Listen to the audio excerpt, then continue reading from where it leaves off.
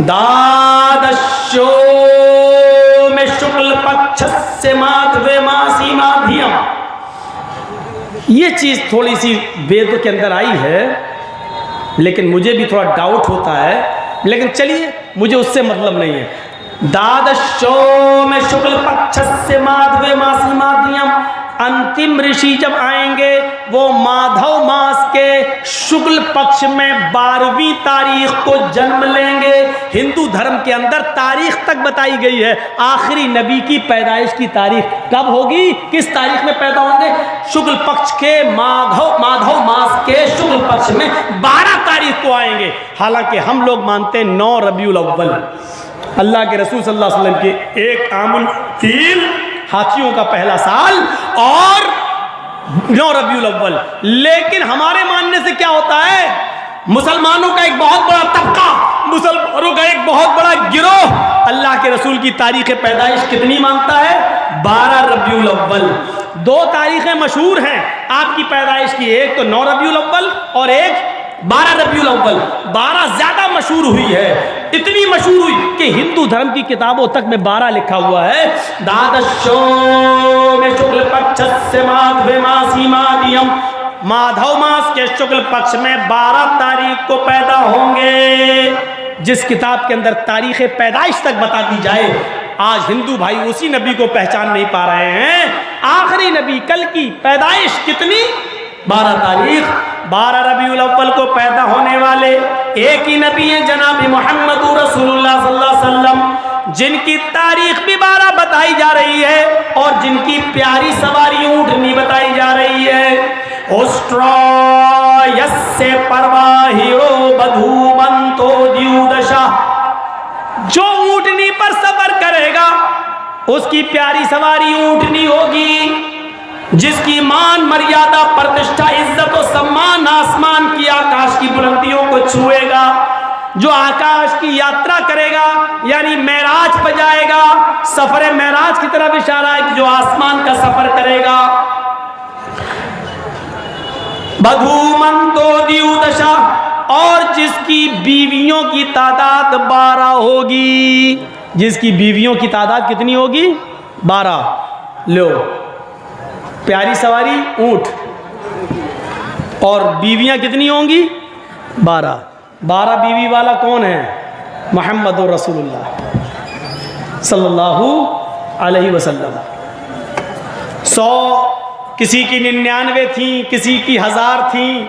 सुलेमान अलैहिस्सलाम की 99 और दाऊद अलैहिस्सलाम की 1000। इब्राहिम अलैहिस्सलाम की 2 बीवियों का जिक्र तो आया है, हाजरा और सारा। और यहूदियों की किताब अगर आप पढ़ेंगे तो उसमें 3 बीवियों का जिक्र है इब्राहिम अलैहिस्सलाम की, तो 3 वाली 2 वाली है। ईसा अलैहिस्सलाम की बीवियों का जिक्र पढ़ेंगे तो ईसा एक भी नहीं, ईसा अलैहिस्सलाम की शादी नहीं हुई थी, वो सलीब पर लटका दिए गए ईसाइयों के अकीदे के मुताबिक, और हमारे अकीदे के मुताबिक जिंदा आसमान पर उठा लिए गए, तो उनकी एक भी नहीं थी। लेकिन आखिरी नबी की कितनी होंगी, 12। तो अब हिंदू भाइयों को 2 वाली 1000 वाली से मतलब नहीं होना चाहिए, उनको मतलब होना चाहिए कि आखिरी नबी की कितनी होंगी, 12। तो 12 बीवी वाला देखें कौन है, हिंदू धर्म के अंदर 12 बीवी वाला कोई नहीं। हाँ, सबसे ज्यादा अगर बीवियां किसी की थी तो कृष्ण जी की थी। अगर आप पढ़ेंगे महाभारत में तो आप ताज्जुब करेंगे, उनकी पत्नियों की तादाद 16,108। अगर एक एक दिन भी एक एक बीवी के पास जाते होंगे तो 365 दिन में 300 बीवी, 365 तक। अब बताइए 16,000 के पास जाने में वक्त लगेगा ना, कितनी थी, 16,108। और इंडिया में रह के बोलता हूं मैं ये बात, कोई डॉक्टर जाकिर नाइक की तरह मलेशिया में नहीं हूं मैं, इंडिया में हूं। अगर ऐसे नहीं देख रहे हो आप तो केस करके देख लेना, हम तुम्हारी किताब अदालत में लेके पहुंच के दिखा देंगे, भैया मैंने अपनी तरफ से कुछ नहीं कहा, ये तुम्हारी किताब में लिखा महाभारत में 16,108। इस पर किसी ने गाना भी बनाया, चारों तरफ गोपियां बीच में कन्हैया, चारों तरफ गोपियां बीच में कन्हैया। 16,108, मुझे उनसे भी मतलब नहीं है, 16,108 इनसे भी मतलब नहीं है हमें 12 बीवी वाले से से मतलब है, वो आखिरी नबी होगा, ये आपकी किताब कह रही है 12 बीवी वाला। तो 12 बीवी वाले सिर्फ एक ही थे, और वो कौन थे? मुहम्मदुर रसूलुल्लाह सल्लल्लाहु अलैहि वसल्लम। उनकी 12 बीवियां थी, और 12 बीवियों की गिनती आप अपने इलाके के उलमा से पूछ लेना, वो आपको लिख के दे देगा, नाम लिख के बता देगा, ये 12 बीवियां थी अल्लाह के नबी सल्लल्लाहु अलैहि वसल्लम। इतना स्पष्ट कह दिया गया 12 बीवी वाला, उसकी 12 बीवी होंगी है? और खूबसूरती कितनी होगी, एक एक चीज का जिक्र है। विचरन्ना सुना छोड़िया हैना परती मगुती निर्परिंग छोदो दस्यूनी कोटिशोनी हनिष्यति। विचरन्ना सुना छोड़िया हैना, इतने सुंदर होंगे, इतने सुंदर होंगे कि उनकी सुंदरता तुम्हारे विचारों में नहीं आएगी। उनके शरीर से तुलनीय तेज की किरणें छटक रही होंगी, अर्थात वो इतने सुंदर होंगे, इतने सुंदर होंगे, इतने खूबसूरत होंगे कि विचारों में नहीं आएंगे। किसी एक सहाबी ने अल्लाह के नबी सल्लल्लाहु अलैहि वसल्लम का कोई एक हुलिया बताया हो और बाकी सब ने उसको एक्सेप्ट कर लिया हो, ऐसी कोई हदीस नहीं मिलती। किसी ने कुछ बताया, किसी ने कुछ बताया, किसी ने कुछ बताया, किसी के दिमाग में कुछ आया, किसी के दिमाग में कुछ आया। किसी ने कहा सूरज की तरह चमकते थे, किसी ने कहा चांद की तरह चमकते थे, किसी ने कहा चिराग की तरह चमकते थे, किसी ने कहा सफेदी लाइट मारती थी, किसी ने कहा तेज धारदार तलवार की नोक चमक से ज्यादा मोहम्मद रसूलुल्लाह चमकते थे। एक सहाबिया है उम्मे सुलैम, एक सहाबिया हैं, वो कहती है अल्लाह के नबी सल्लल्लाहु अलैहि वसल्लम जब अंधेरी रात में हमें मिलते तो उनकी पेशानी देखकर मुझे ऐसा लगता जैसे मानो किसी ने चिराग जला दिया हो। इतनी खूबसूरती, इतनी खूबसूरती। किसी ने कहा ऐसे, किसी ने कहा ऐसे। और सबसे अच्छा हुलिया तो उम्मे माबद ने पेश किया है, जो उस वक्त तक इस्लाम नहीं लाई थी, मोमिना नहीं हुई थी। अल्लाह के नबी अपने साथी अबू बकर सिद्दीक के साथ उसके दरवाजे पर पहुंच गए, दरवाजे को दस्तक दी। उम्मे माबद ने दरवाजा खोला, खोलते ही उसने देखा मेरे दरवाजे पर कोई शख्स खड़ा है। उसने नजरें नीची कर ली, फिर देखा, फिर नजरें नीची कर ली। आपने कहा मां, हमारे दोस्त को, साथी को भूख लगी हुई है, घर में खाने को कुछ हो तो दे दे। अरब के अंदर मेहमान नवाजी का बहुत शौक है। आज भी अरबों में खूबी बहुत बड़ी है। अगर आप अकेले किसी के घर में चले गए और उसके मेहमान बन गए अरबों में, और उनके पास खाने पीने की कोई चीज नहीं है, लेकिन घर में एक बकरी रखी हुई है, तो अकेले एक आदमी के लिए वो पूरी की पूरी बकरी ज़िबा कर देंगे। ये अरबों में मेहमान नवाजी का बड़ा शौक था। उम्मे माबद अभी काफिर है, मोमिन नहीं, इस्लाम नहीं लाई है। उसने देखा कि मेरे दरवाजे पे कोई अजनबी आदमी आया है।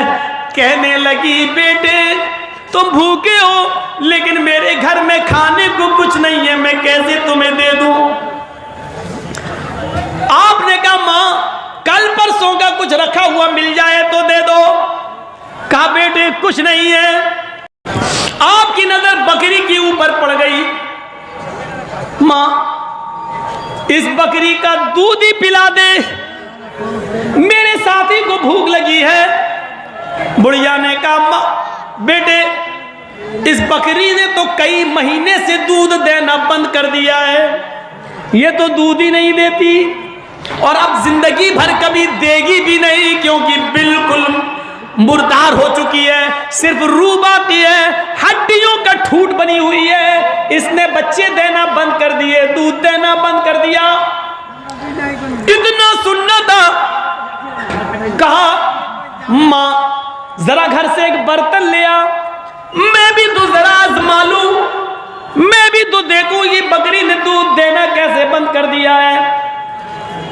वो समझी भूखा है बेचारा, इसको यकीन नहीं आ रहा है, मुझे झूठा समझ रहा है। अंदर गई, गुस्से में बर्तन लाती है, ले मुझे झूठा समझ रहा है, तू जाकर देख ले। अल्लाह के नबी बर्तन लेकर आगे बढ़ गए। बकरी खड़ी थी, अपने आप बैठी थी, अपने आप खड़ी हो गई। बुढ़िया देख रही है उम्मे माबत, उसे मालूम नहीं है आज मेरे दरवाजे पे कौन आया है। ये बेचारी क्या जाने ये मोहम्मदुर रसूलुल्लाह है, उसको मालूम नहीं ये वो हस्ती है जहां जाती है रब की रहमतें भी इसके साथ जाती है। आगे बढ़े, ज़ादुल माद में लिखा है बर्तन में दूध दोहने का वही तरीका, इन पैरों की एड़ियों को कूले से लगाना, दोनों पैरों से बर्तन को दबाना और बकरी के थन में हाथ मारा, पानी मारा, बिस्मिल्लाह कह के जो दूध दोहना शुरू किया वही कैफियत, बर्तन की बर्तन भर गए। बकरी ने दूध देना बंद नहीं किया। आपने अबू बकर को पिलाया, खुद पिया, उस बुढ़िया को पिला, पियो, तब जाकर खत्म हुआ। कहने लगी मेरे शौहर शिकार करने गए हैं, अभी आते होंगे बेटा, ताज़ा ताज़ा गोश्त लाएंगे किसी जानवर का, हम बनाएंगे, तुम खा के जाओ। नहीं माँ, मुझे बहुत काम है, मुझे बहुत काम है, लौटूंगा एक आध हफ्ते के बाद तो तुम्हारे घर पे होते हुए जाऊंगा, कुछ होगा तो खा लेंगे, नहीं होगा तो कोई बात नहीं, अभी जाने दे। मोहम्मद इब्न अब्दुल्लाह मोहम्मद रसूलुल्लाह ने उसके घर से कदम बाहर निकाला, फिर पलटे, कहा मां सुन, एक बात तो कहना भूल गया। कहा क्या? ये बकरी जब तक जिंदा रहेगी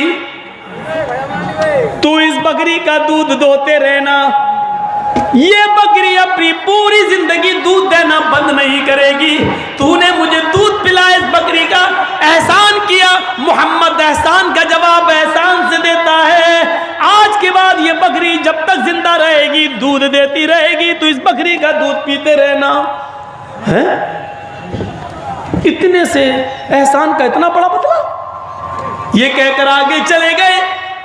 अभी मुश्किल से 100 कदम गए होंगे, उसका शौहर, उसका पति उम्मे माबद का अबू माबद घर में आ गया, ताजा ताजा गोश्त लाया। उसने गोश्त की पोटली जैसी जमीन पर रखी, खुशबू, अरे देखने लगा ये खुशबू कहां से आ रही है। उम्मे माबद, ये महक कहां से आ रही है, ये खुशबू कहां से आ रही है।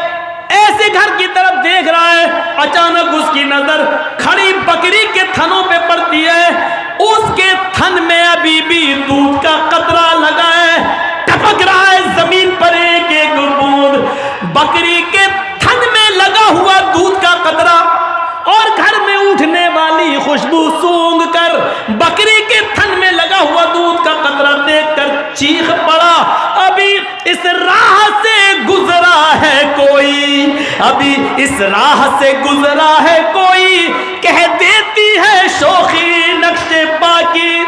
आए उम्मे माबद जैसे जंगलों में जानवर के, भैंस के, बकरी के, इंसान के पैरों के निशान ये बता देते हैं कि अभी इस रास्ते से कोई घोड़ा गया है, बकरी गई है, ऊंट गया है। ऐसी इस घर में आने वाली महक और बकरी के थन से टपकने वाला दूध का कतरा ये बतला रहा है कि कोई रहमतों वाला भी आया था, कोई बरकतों वाला इस घर में आया था, जिसकी रहमत और बरकत की बारिश तेरे घर में हो गई।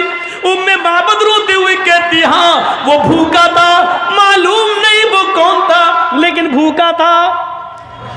मैंने कहा कुछ नहीं है, मेरे शौहर शिकार करने गए, उसको जल्दी थी, उसने कहा इस बकरी का दूध पिला दे। मैंने कहा बकरी दूध देना छोड़ दी है। उसने कहा बर्तन ला, मैं बर्तन लाई, अब बरकत ऐसी कि दूध देना शुरू। उसने जाते जाते ये भी कह दिया अबू माबद कि ये बकरी जब तक जिंदा रहेगी दूध देती रहेगी। कहाँ गया होगा वो, कितनी दूर? अभी गए हैं, जाओ जल्दी ढूंढ के लाओ, गोश्त खाकर जाएगा, ऐसे मेहमान को ऐसे नहीं जाने देंगे, तुम इतनी जल्दी शिकार करके आ जाओगे ये मुझे मालूम न था। अबू माबद जाते हैं, 20 कदम गए, फिर लौट के वापस आए, घर में घुसे। अरे अबू उम्मे माबद, मैं उसको पहचानूंगा कैसे, वो कौन था, मैं उसको पहचानूंगा कैसे? अरे अबू उम्मे माबद, उसकी पेशानी बता कैसी थी? उसकी नाक कैसी थी, उसके होंठ कैसे थे, उसकी दाढ़ी कैसी थी, उसका सीना कैसा था, उसके हाथ कैसे थे, उसका पैर कैसा था, उसके बाल कैसे थे, सर पे क्या पहने हुए था, हाथ में क्या था। अरे कुछ तो उसकी पहचान बता, हम उसको पहचानेंगे कैसे। उम्मे माबद कहती है, आए मेरे प्यारे शौहर, अल्लाह की कसम मुझे कुछ नहीं मालूम। इतना रौब था उसके चेहरे पर, इतना जमाल था उसके चेहरे पर, इतनी खूबसूरती थी उसके चेहरे पर, इतना हसीन और जमील था वो कि मेरी आंखें एक बार देखी, दोबारा उसके चेहरे पर निगाह न डाल सकी। इतना रौब और दबदबा